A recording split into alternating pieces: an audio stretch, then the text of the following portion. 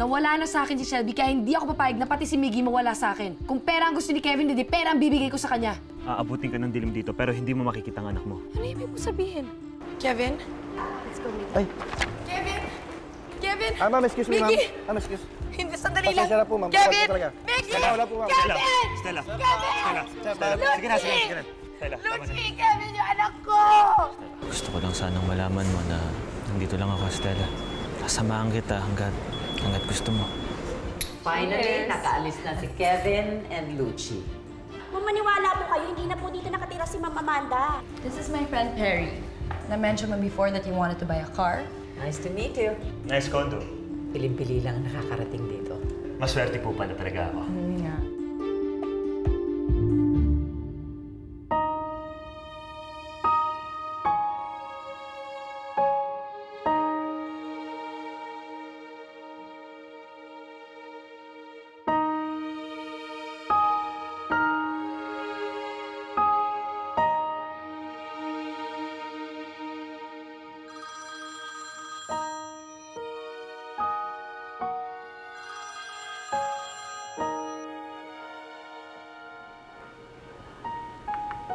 Hello? Stella, alam ko na kung saan nakatira ang biyanan mo. Saan?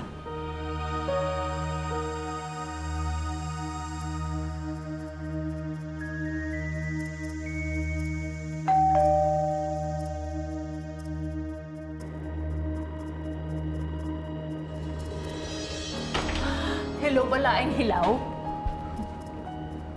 Dito ka pala naglulungga. Out! Get out! You're not welcome here! Hindi ko naman inaasahan yun eh.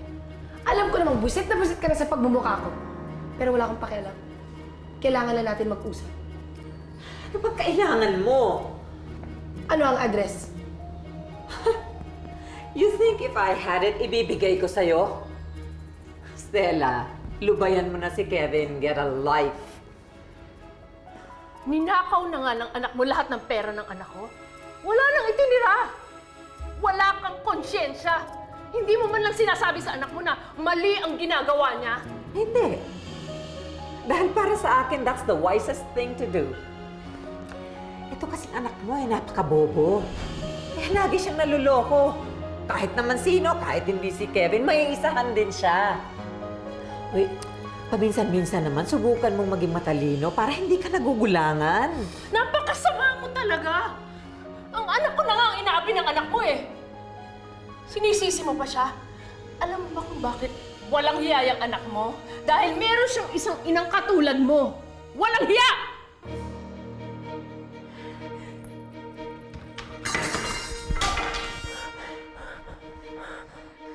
Sige! Ano, hindi ka alis? Pagugulungin ko yung ulo mo! Nay! Nay, tara na! Nay, halika na! Hiya ka talaga! Nay, halika na!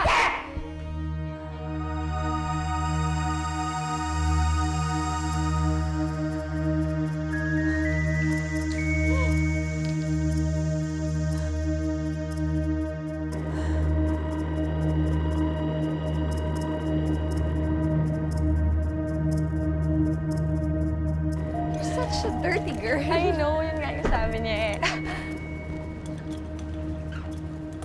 Anong ginagawa mo dito? Di ba malaki ang kasalanan namin sa'yo? Anong ginagawa mo dito? Dina, huwag ka muna magtaray. Wala pa siyang ginagawa sa atin. As of now, wala pa siyang ginagawa. Pero mamaya, mag-i-eskandalo yan. Di na, Misha. Hindi ko naman kayo eskandaluhin eh. Nagpunta ako rito para makiusap sa inyo. Kung pwede, ibigay niyo sa akin yung address ni Kevin sa Amerika. Are we stupid here? Bakit naman namin ibibigay sa'yo? Eh, alam naman namin na bubulabugin mo lang sila doon.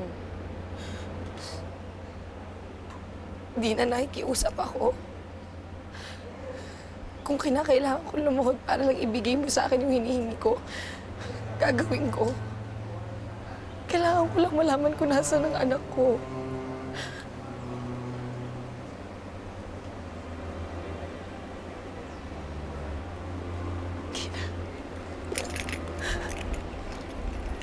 Di na nakikiusap ako. Di na. ibigay mo sa akin yung address ni Kevin sa Amerika. Nakikiusap ako. Lina. No. Stella, you have to accept the reality. Wala na yung anak mo at hindi mo na siya makikita kahit kailan. Misha, nakikiusap ako. I'm sorry.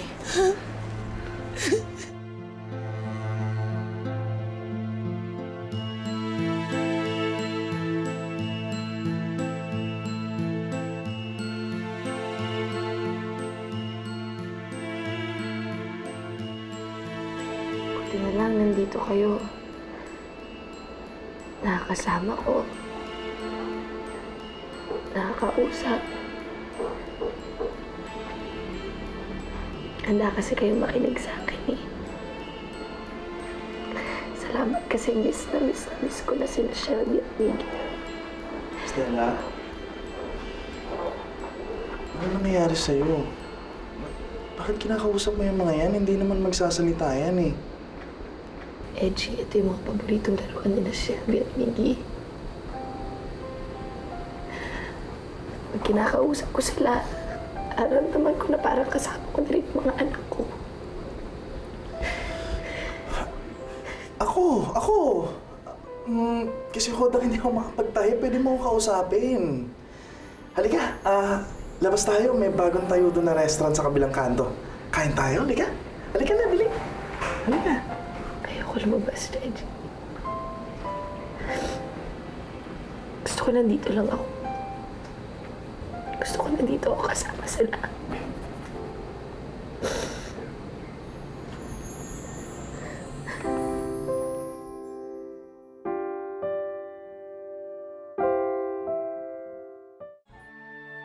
Mami, nakakaloka.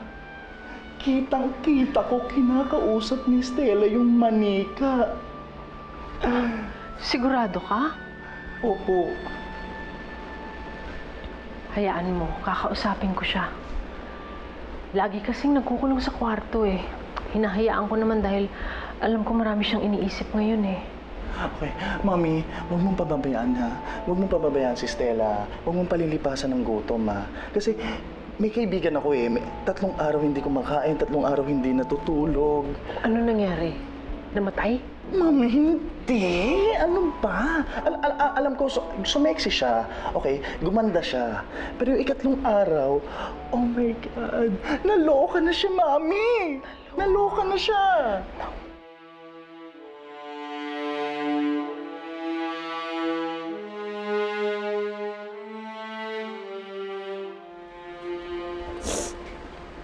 Stella, pinagluto kita ng arroz caldo. Hindi ba paborito mo ito? Susubuan kita, anak.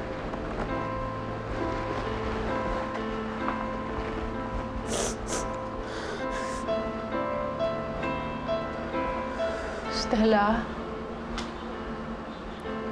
kailangan mong kumain. Hindi pwedeng lagi ka na lang ganito. Lagi kang nagkukulong. Hindi ka kumakain. Ano ba ang gusto mo, anak?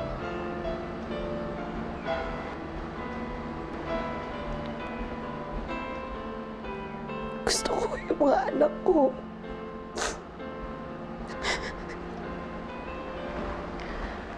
Kung gusto mong mahanap si Miggy, dapat magpalakas ka, anak. Kailangan mong kumain. Lumaban ka. Huwag kang susuko.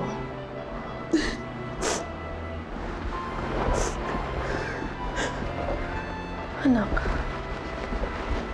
pag mahina ka, hindi mo mahahanap si Miggy. Kailangan kumain ka na, magpalakas ka.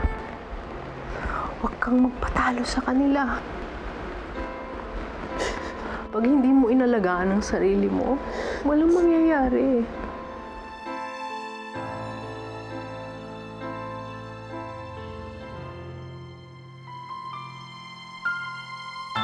What? pumunta dito si Stella? Paano niya nalaman to? Hindi ko nga alam eh. Nagulat na lang ako nung makita ko yung dalawa. Kailangan maging mas mahigpit yung security mo dito. Hindi pwedeng basta-basta na lang sila nagpapaakyat.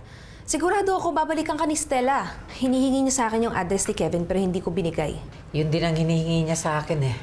But I'll never give her any information about my son. You must be careful, Tia. Kung nalaman niya yung location mo, hindi malayong malaman din niya kung nasan si Kevin.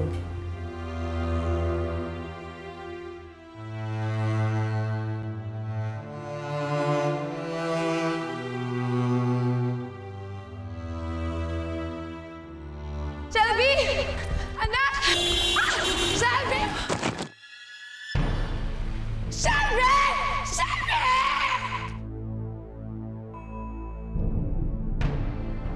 Time of death, 10:25 a.m. Hindi. Anak!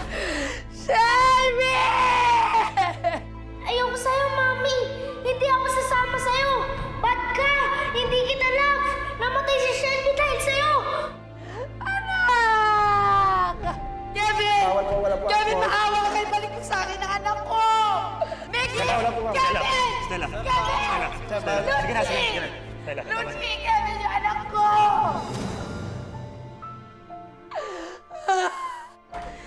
Shelby! Stella, anak. Bakit, anak? Hindi ko na kaya, Nay. Nay, hindi ko na kaya. Miss na miss ko na yung mga anak ko. Gusto ko makita si Shelby. Gusto ko makita si Miggy. Miss na miss ko na si Miggy, Nay. Nay, tulungan niyo ako makita si Miggy.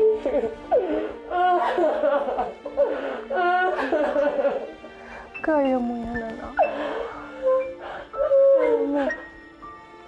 Kaya mo. Naiiwan ka na mga anak ko.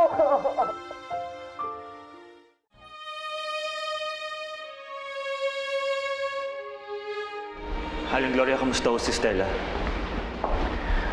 Sinaksakan ng pampakalma ng doktor. Nag-nervous breakdown. Hindi ko alam na ganyan na pala talaga ang lagay ni Stella. Nag-aalala nga ako eh. Baka lumala yung sakit niya.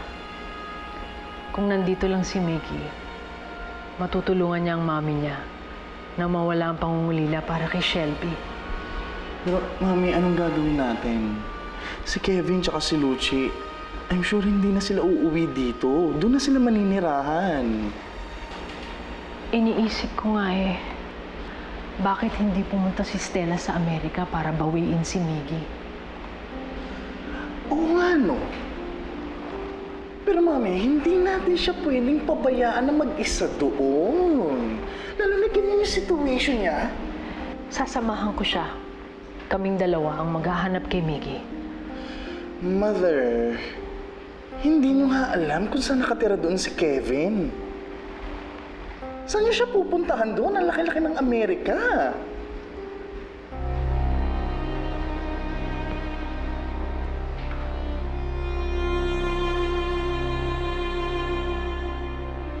Bigay mo to kay Stella. Alam kong wala na siyang pera dahil sa ginawa sa kanya ng kanyang asawa. No. Hindi ko ho pwedeng gawin yan. Hindi ho materyosang babae si Stella. Tsaka kilala ko ho yun, hindi niya ho tatanggapin yan. Perry, gusto ko siyang tulungan. Nung hindi ho material na bagay ang kailangan niyo ni Stella, kundi pamilya. Bakit? Ano ba nangyari sa kanya? Nagkaroon ho siya ng nervous breakdown. Kawawa naman ang anak ko.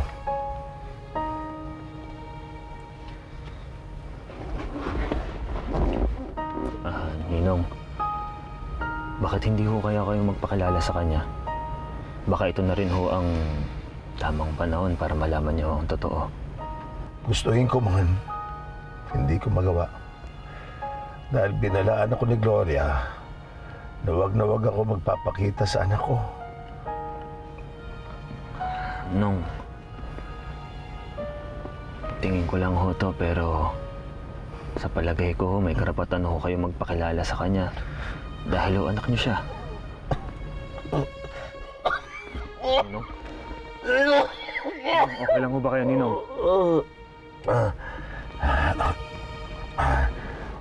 Okay lang ako, pare. Huwag mo ako intindihin. Basta, lagi mo lang akong babalitaan tungkol sa anak ko, ha?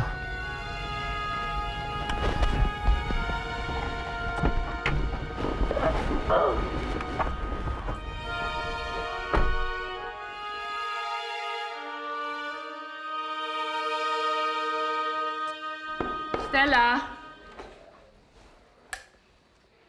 Stella? Stella! Stella!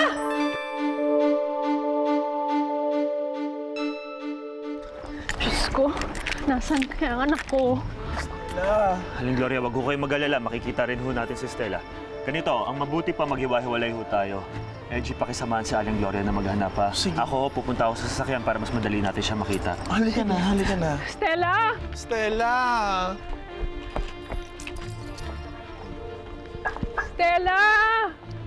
Dito tayo. Hanapin natin siya dito. Anak! Stella! Stella!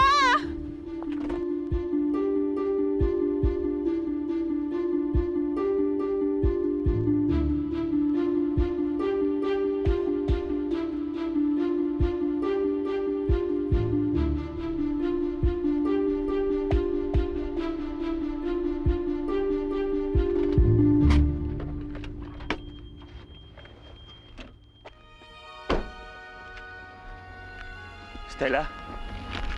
Stella?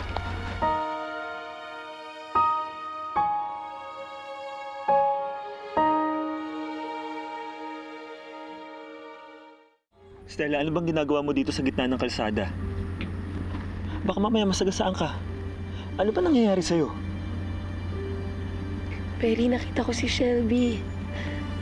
Nakita ko yung anak ko. Sinundan ko siya, tapos bigla na lang siyang nawala. Andito lang siya kanina eh. Perry, hanapin natin siya. Andito lang si Shelby kanina eh. Andito lang siya, nandito lang siya kanina, Perry. Hanapin natin siya. Stella, wala na si Shelby. Patay na siya. Hindi. Perry, nandito lang siya kanina eh.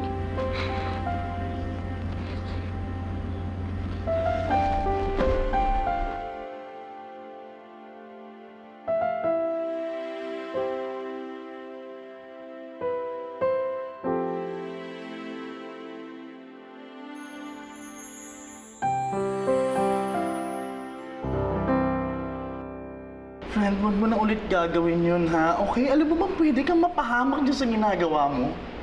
Kung gusto mo mag-walking, go ako dyan kahit alay lakad. Basta wag lang yung nag-iisa ka. Hindi ka pa nagpapaalam. Diyos ko naman, ano ba, Stella? Pasensya na kayo kung nag-alala kayo, ha. Totoo naman kasi nakita ko talaga si Shelby, eh. Nagkausap pa nga kami.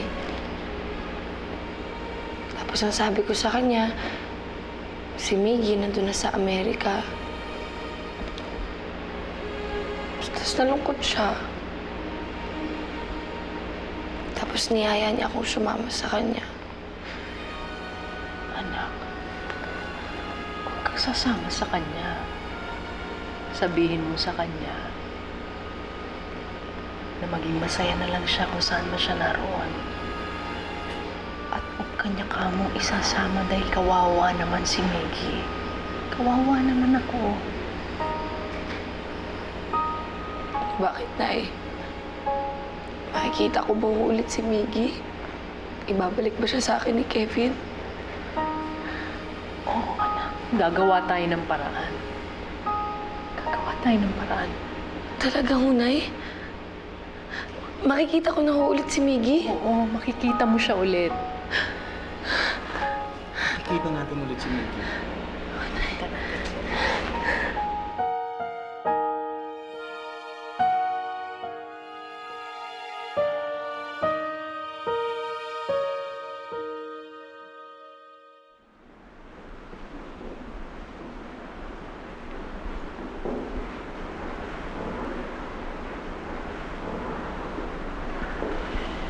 Kumusta si Stella?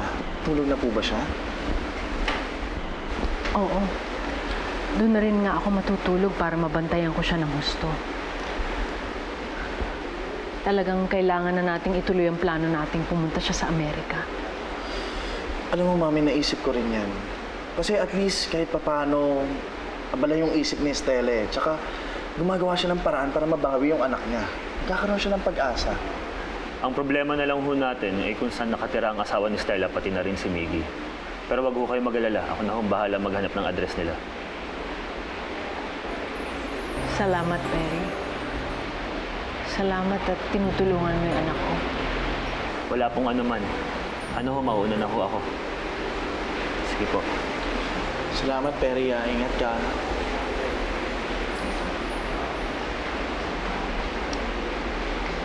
Hindi ko alam kung anong relasyon ni Perry sa buhay ni Stella. At hindi ko rin alam kung bakit nagmamalasakit siya sa anak ko. Ako rin, Mami eh. Alam mo, malaking question mark sa akin yan. Kasi, wala naman nababanggit sa akin si Stella. Friend, kumain ka na. Anong gusto mong kainin? Eto, paglalagyan kita. Please naman kumain ka na. Please. Eto Gusto mo ng ham? Gusto mo ng bacon? Eto Please na. Gusto mo subukan kita? Sandali. Anak, kailangan mong kumain para lumakas ka. Paano ka makakasama sa akin sa Amerika niyan? Amerika? Kay Miggy? Oo. Pupunta tayo sa Amerika para makuha natin si Miggy. Hindi ba yun ang gusto mo? Yun pala eh. Nay, makukuha na ho natin si Miggy? Oo. Kaya kumain ka na. Yes. Kumain ka na. Ito na. Para lumakas ka. Pinaghanda kita. Sige na, kumain ka na anak. Palakas ka. Kain ka na. Kain na tayo. Salamat.